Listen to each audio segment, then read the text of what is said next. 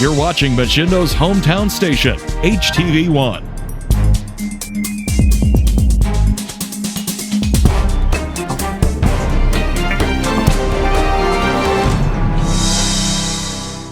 Hello everyone, it's Brett Boyd from the Market House, where we have adjusted our hours to serve the community and keep our community and our associates safe. So now Market House is available to you from 9 until 6 every single day, 9 a.m. to 6 p.m. with an exclusive shopping hour for seniors from 9 to 10. And don't forget our text shopping service as well, 517-234-2020. Market House is here for you. Tired of having everyone know you're coming before you arrive because of your exhaust? If so, then it's time to call the experts at RS Custom Exhaust in Hillsdale. RS Custom Exhaust has all the tools and parts to make your vehicle quiet again. And for you sports car enthusiasts, if you're looking for the roar to be the king of the roads, RS Custom Exhaust can help you too. With free estimates and first-class service, RS Custom Exhaust has your vehicle covered. So stop and see them today, located at 1461 Vera Drive in Hillsdale. From Machindo's news leader, this is HTV1 News at noon. For a change of pace, we start with the weather today. Well, good afternoon, Machindo. I'm Scott Pienta. We have a couple of weather alerts across the Machindo area as a late blast of winter is setting up shop. The National Weather Service has issued a hazardous weather outlook for Branch and Hillsdale counties. The statement uses the phrase freeze warning, but an official freeze warning has not been issued. And all of the signs point to snow, as the outlook says we should be seeing 1 to 3 inches in Branch and Hillsdale counties tonight into tomorrow morning, with additional accumulations early Friday. For Steuben, Williams, and Fulton counties, a winter weather advisory will go into effect at 2 a.m. and last until 2 p.m. tomorrow. The entire southern portion of our viewing area is expected 3 to 5 inches of snow, expecting to develop late tonight and continue on to tomorrow morning. The snow will be heavy at times, especially north of Route 24, and rain could mix in south of 24. That'll cause slippery conditions for the drive to work, so take some extra time and be careful on the roads tomorrow morning. Turning now to the latest numbers in the coronavirus pandemic, the slowdown in our area continues in Machindo, but numbers are now increasing in Indiana and Ohio. As of yesterday afternoon, Branch County officially counted 30 residents and 78 Lakeland prison inmates testing positive, with 2 resident deaths and 2 deaths at Lakeland. Not included in that count is the 3rd deadly at the correctional facility. Now, as WTVB reports, the Michigan Department of Corrections made that announcement last night. DOC officials say that there are now 85 Lakeland inmates testing positive by their count after 104 were tested. 5 prisoners have tested negative and 4 are still awaiting results. 12 prisoners have been moved to a step-down unit and are currently in recovery. The outbreak has also infected 22 Lakeland staff members. Those numbers are not included in Branch County's count unless they live in Branch County. In Hillsdale County, there are 81 positives and 9 deaths, just up 2 cases from the previous day's count in the county that has been hit hardest in Machindo and all of rural Michigan. Lenawee County reports 56 cases, no deaths, and 19 recoveries. Local figures from the Steuben County Health Department show 14 positive cases, according to WLKI. They also report 6 recoveries. According to the state of Indiana, there's still just 1 death in Steuben County. Williams County is now up to 6 positive cases and has counted its first death from COVID-19. The Williams County Health Department said yesterday that they're not releasing any identifying information, but they're passing further emphasis on the need for social distancing and compliance with Ohio's preventative orders. Also in Williams County yesterday, the Corrections Center in Northwest Ohio employee has tested positive. The health department says it's the first staffer at CCNO to be diagnosed, and they're working with the facility to trace contacts who may have been exposed. The jail is also taking measures to limit the impact on other staff and inmates. Corrections Center officials say another staff member was tested and at the same time, but those results came back negative. And in Fulton County, another resident has been diagnosed, bringing the total there up to 8 cases of the novel coronavirus, but still no deaths. The Pilot Travel Center near Fremont was closed at midnight yesterday due to a suspicions that someone had brought the coronavirus onto the property. The Herald Republican says the people wearing hazmat people gear ushered everyone out of the 24-hour facility in the middle of the night as they worked to clean and disinfect gas pumps. Pilot's website says a third-party cleaning service is brought in to close and clean any location where exposure to COVID-19 is known to have taken place. The Fremont location reopened later Wednesday morning. Eden Northwest schools are preparing for the likelihood that Ohio completely cancels in-class education for the remainder of the school year. That announcement hasn't come from Columbus yet, but the Village Reporter says that the Eden School Board is working on policies that will go into effect if and when the call is made. Prom has already been postponed to at least June 17th for the Bombers. Now they've decided not to cancel it yet because they still want to keep the possibility open. Graduation hasn't been changed yet, but a committee has been formed to tackle that issue if the stay-at-home order continues. The school board is also working on changes to help students with the disruption interview process for scholarships. Branch County officials have extended their shutdown of county facilities through April 30th. Essential services will continue and employees will stagger their workdays in those offices.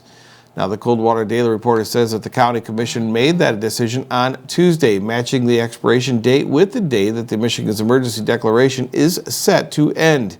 The state legislature plans to meet around that time to decide whether or not to extend Governor Gretchen Whitmer's emergency powers beyond then. Now, the county board also changed its rules to pay out per diems for teleconference attendance of their meetings, which is prevented by the county's regular rules. That change is retroactive back to March 23rd when the board held their first meeting via Zoom. The organizers and participants say it was a protest against Governor Gretchen Whitmer's executive orders, claiming the recent expansion of Michigan's stay-at-home order oversteps her authority. What it turned out being was a massive tie-up in Lansing traffic that many are calling dangerous and foolish. Operation Gridlock took place yesterday in the Great Lakes State Capitol. According to WILX, protesters mostly stayed in their vehicles and honked their horns, clogging streets all over the city. According to Crain's Detroit Business, at least 2 ambulances were blocked by protest traffic, and the Area Capital Transportation Authority was forced to cancel dial-a-ride bus service for life-sustaining and medically necessary trips to and from downtown Lansing. That prompted a message from the Michigan Nurses Association saying that while everyone has the right to protest, yesterday's event was irresponsible, impeding ambulance and traffic to Sparrow Hospital. Some protesters were out and about, standing on the Capitol steps in public areas and disregarding social distancing rules. Among that group, some acknowledged that they would probably be infected, and at least one protester even brought their child to the event, calling it a teachable moment. Also in that group is a contingent from the Hillsdale County, a location where Crain's political reporter Chad Livengood noted as the highest death count for any Michigan county under 50,000 residents and more deaths than many of the higher populated counties as well. Involved in that group was John Paul Rutan, a candidate for Hillsdale County Sheriff, as well as other locals known for their political activity and activism. House Speaker Lee Chatfield reprimanded those who disregarded social distancing, saying that all protesters should be obeying the rules and keeping everyone safe. Now, those present complained a loss of work or lost revenue at their small businesses, and one person who had recovered from the COVID-19 said it is time to get back to business as usual as long as everyone wears masks. One arrest was made, but no one was ticketed for violating social distancing rules. Well, more news on the way. A local school is shutting down after over 30 years, and one local county will soon be paying a little bit more on their phone bills. You're watching HTV1 News at noon. There's a reason that professionals shop at Jonesville Lumber. They expect quality, service, and knowledge, and that's exactly what they receive. For nearly 100 years, Jonesville Lumber has been family owned. We take pride in serving our area with great products at competitive prices. We have dedicated project estimators in-house that will help figure the materials needed to complete your next task at hand. Whether you're building your dream home, adding a pole barn, building a deck, updating your kitchen, or painting your front door, let Jonesville Lumber help you with your next project. Authentic Mexican food is just a short drive away at El Cerrito in Coldwater and Hillsdale. The variety-packed menu has something for everyone, with classic Mexican dishes, El Cerrito specialties, and tasty treats for dessert. Don't forget the best margaritas in town with margarita specials Friday and Saturday. And carry-out ordering is great for work lunches or picking up dinner for the family. Make your next meal a fiesta for your taste buds at El Cerrito on Chicago Street in downtown Coldwater and Carlton Road in Hillsdale. One person was injured and a hazardous material spill was averted in Branch County's Bethel Township yesterday morning. WTVB says it happened at the corner of Farm and Cranston Roads just around 9 a.m. Wednesday. According to the Daily Reporter, family members of Francisco Lara says his brakes went out as he approached the intersection and he was unable to stop at the stop sign on Cranston. A pickup truck headed east on Farmer was pulling a tank of anhydrous ammonia and was unable to avoid Lada's car. The truck hit the car broadside, causing Lada to spin into a tree on the driver's side. The ammonia tank rolled over, prompting concerns of a possible spill, but all valves were closed and no leaks were found. Michigan State Police shut down both roads due to the incident. Lada was taken to Coldwater Regional Hospital with possible broken bones and cuts to his head and face. The pickup truck driver did not have any serious injuries. That crash was investigated by the Branch County Sheriff's Office. A local Christian school has announced it will cease operations. The Bryan Times says Fountain City Christian School announced the closure in a letter sent to students' families. Remote learning will continue through the end of the current school year, but there will be no enrollment for next year as the school shuts down after 35 years. Impact on transcripts and scholarships will be detailed in the days to come, and any questions can be sent to closure@fccschool.com. Fountain City Christian's website says it had 82 enrolled students as of the last update. The Hillsdale County Board of Commissioners has approved a 10-cent increase to the county's 911 surcharge effective July 1st. The Daily News says that that brings the rate up to $2.60 per month for every device that can dial 911, bringing in $38,000 in additional revenue. Central Dispatch Director Doug Sanford says that that's necessary because the number of 911 capable devices in the county has decreased, causing a loss of some $37,000 in revenue. A ballot issued in August of last year authorized the county to charge up to $3 per month for the next 6 years. Sanford says Central Dispatch has enough money saved up to run for 3 months, but he'd like to double that amount. Some members of the public raised concerns about the rate hike coming at a time when many people are unemployed amidst the coronavirus pandemic, but the commissioner said 911 is a backbone of the county's first responders and the costs are necessary to maintain basic emergency services. Well, after the break, President Trump announces his plans for restarting the economy, and a paper mill explosion in a town in Maine is being called a miracle. We'll tell you why, so stick around.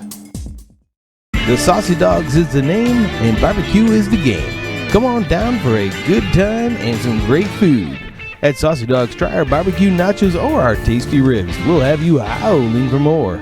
Saucy Dogs, downtown Jonesville. Does your vehicle sound like a tractor putting down the road? Then you need to see the experts at RS Custom Exhaust in Hillsdale. They will give you a free estimate along with first-class customer service. They custom make any exhaust needed for your vehicle. Stop and see them today, located at 1461 Vera Drive in Hillsdale. Hello everyone, it's Brett Boyd from the Market House, where we have adjusted our hours to serve the community and keep our community and our associates safe. So now Market House is available to you from 9 until 6 every single day, 9 a.m. to 6 p.m. with an exclusive shopping hour for seniors from 9 to 10. And don't forget our tech shopping service as well, 517-234-2020. Market House is here for you. The United States preparing for a new chapter in the coronavirus pandemic. New federal guidelines are set to be unveiled today, this afternoon. John Lawrence reports. President Trump says the U.S. is doing well in the fight against the COVID-19 pandemic. These encouraging developments have put us in a very strong position to finalize guidelines for states on reopening the country. The FDA has issued emergency authorization for 2 more antibody tests that could identify people who might be safe to work. However, with viruses that we deal with all the time, when you develop an antibody after infection, it almost invariably means you're protected. We don't absolutely know that for sure yet. The White House is expected to give benchmarks on how to ease social distancing, but governors have the final word on when and how they'll move their economies forward. Let's find out where we are. Let's find out the facts, then we'll make a decision. Everyone has been wrong about everything for this entire duration. One big city mayor saying Americans might not be able to go to athletic stadiums or arenas until 2021 at the earliest. We've got many, many miles to walk before we're going to be back in those environments. But I hope we can perhaps watch sporting events without audiences on TV. Of course, listen to concerts as we've been doing. I'm John Lawrence reporting. The current federal guidelines for social distancing expire at the end of the month and are not expected to be renewed. According to the U.S. Department of Labor, another 5 million workers filed for unemployment benefits last week. That brings the total of number of Americans who have filed for unemployment in the last 4 weeks to 22 million. Now, that is the largest and most dramatic rise in claims on record since the department began tracking back in 1967. And it comes as no surprise as businesses remain closed during the coronavirus pandemic. However, the skyrocketing amount of claims is overwhelming state labor departments. Many state agencies are having to hire more workers to help process the claims. Some states are expected to run low on funding for state unemployment benefits as part of its economic relief package. Well, Congress expanded unemployment benefits to include an extra $600 a week besides what is given by the state. The economic downturn caused by the coronavirus is creating a life or death situation for some Americans. The reason? They cannot buy their medication anymore. As Kai-Young Lang reports, the government stimulus checks is the only hope for some of them that they have. Maybe 3 days left. Diabetic Brandy Titus counts her days by the insulin she's got left. When you turn it upside down, you can see there's not much left in it. What happens when that insulin's gone? I'm very worried that I will end up in a hospital bed sitting next to someone that has coronavirus. I contract said virus, and then it ends up killing me. Already rationing her insulin since losing her housekeeping job in the coronavirus shutdown, this week is the crossroads for her. That's the last one, yeah. And others like Michael Shockey, whose survival depends on life-saving prescriptions and the federal stimulus money they're waiting on to pay for them. So this is my last injection? A 2-time cancer survivor and Crohn's disease patient, Shockey has insurance. And yet, what's the copay for all of that? This is around $500 total. Like if I got all these with taxes, probably, yeah, about $500. He was able to afford these life-sustaining drugs by managing a chain of New York bakeries. But when the coronavirus hit Manhattan last month, he was laid off. Now he's rationing what he has left without knowing when his expected stimulus money will come in. Each day just gets scarier. How dire is this crisis? I think life and death for some people, you know, like for me, my fear is if I'm going to cause long-term damage to myself. People are living check to check already when they're working. What do you think when that income goes away? You think they're going to be able to survive on a few weeks? No. Shockey took to Twitter begging for help along with so many others. An essential employee rationing seizure meds until the stimulus check comes in. A single mother who needs prescriptions for her family. For each, winnowing their supply of necessary treatments is a deadly game of chance. I wake up about 3 a.m. with a blood sugar that's about 400, 420. Brandy Titus's blood sugar levels are 4 times higher than average. She says it's not if she goes to the emergency room, but when. I won't have a choice. My body will go into diabetic ketoacidosis. Unlike those expecting government relief in the coming days, she won't be getting a stimulus check. She's behind on her child support, so like thousands of others, she doesn't qualify. She is on her own. It's hard. $100 might not be that much to you, but it could be my saving grace for tomorrow. Well, many people are already receiving their stimulus money, but for those who have not provided the IRS with the bank account information, it could be several more weeks. The U.S. Navy says Iranian vessels tried to harass American warships in the North Arabian Sea. Navy officials released this video. Now it appears to show Iranian Revolutionary Guard boats racing near U.S. ships on Wednesday. The Iranian guns did not appear to be pointed at U.S. vessels, but U.S. officials say that the Iranian boats were dangerously close, coming only within 10 yards from a U.S. ship at one point.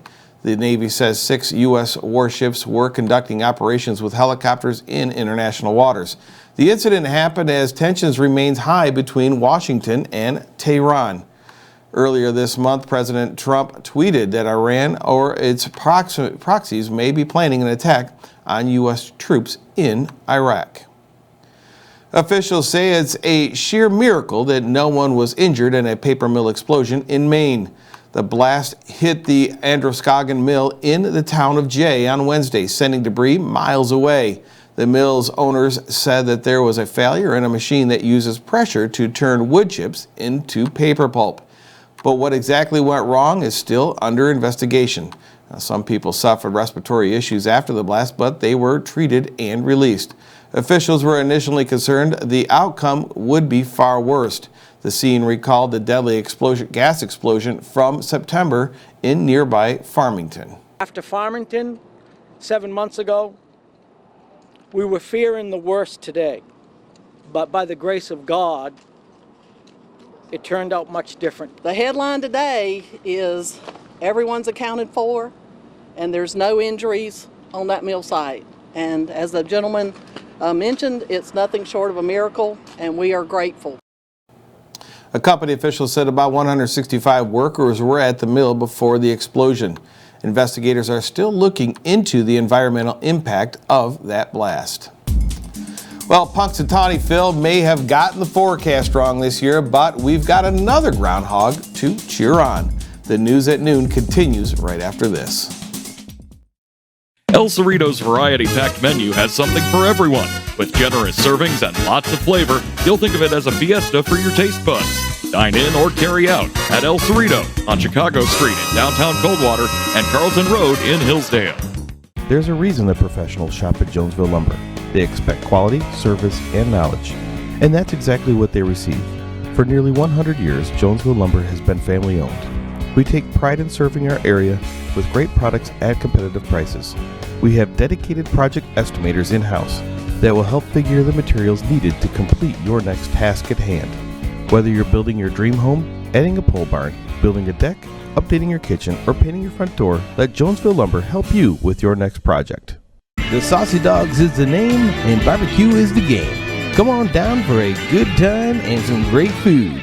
At Saucy Dogs, try our barbecue nachos or our tasty ribs. We'll have you howling for more. Saucy Dogs, downtown Jonesville. Well, it might feel like Groundhog Day to some of us, doing the same thing over and over and over again while we're stuck inside.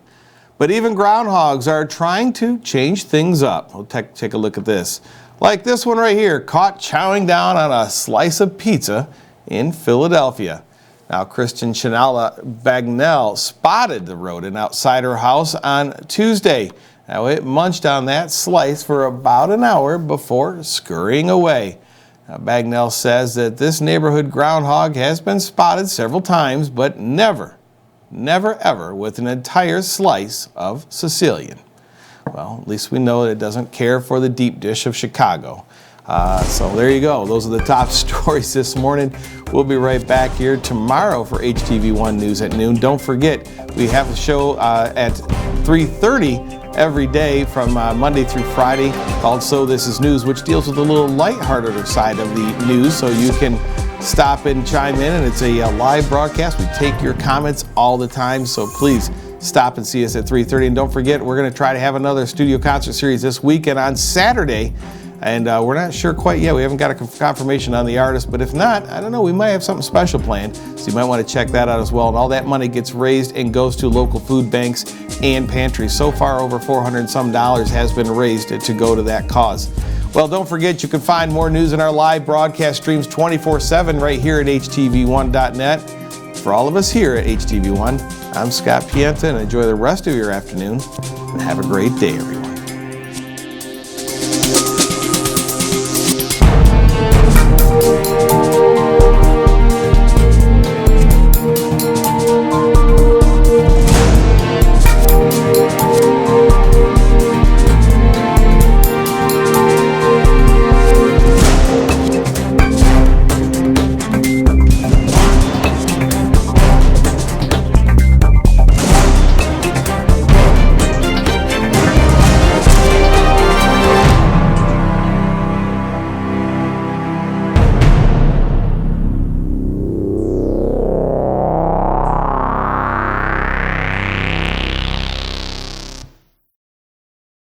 Tired of having everyone know you're coming before you arrive because of your exhaust? If so, then it's time to call the experts at RS Custom Exhaust in Hillsdale. RS Custom Exhaust has all the tools and parts to make your vehicle quiet again. And for you sports car enthusiasts, if you're looking for the roar to be the king of the roads, RS Custom Exhaust can help you too. With free estimates and first-class service, RS Custom Exhaust has your vehicle covered. So stop and see them today, located at 1461 Vera Drive in Hillsdale. Hello everyone, it's Brett Boyd from the Market House, where we have adjusted our hours to serve the community and keep our community and our associates safe. So now Market House is available to you from 9 until 6 every single day, 9 a.m. to 6 p.m. with an exclusive shopping hour for seniors from 9 to 10. And don't forget our text shopping service as well, 517-234-2020. Market House is here for you.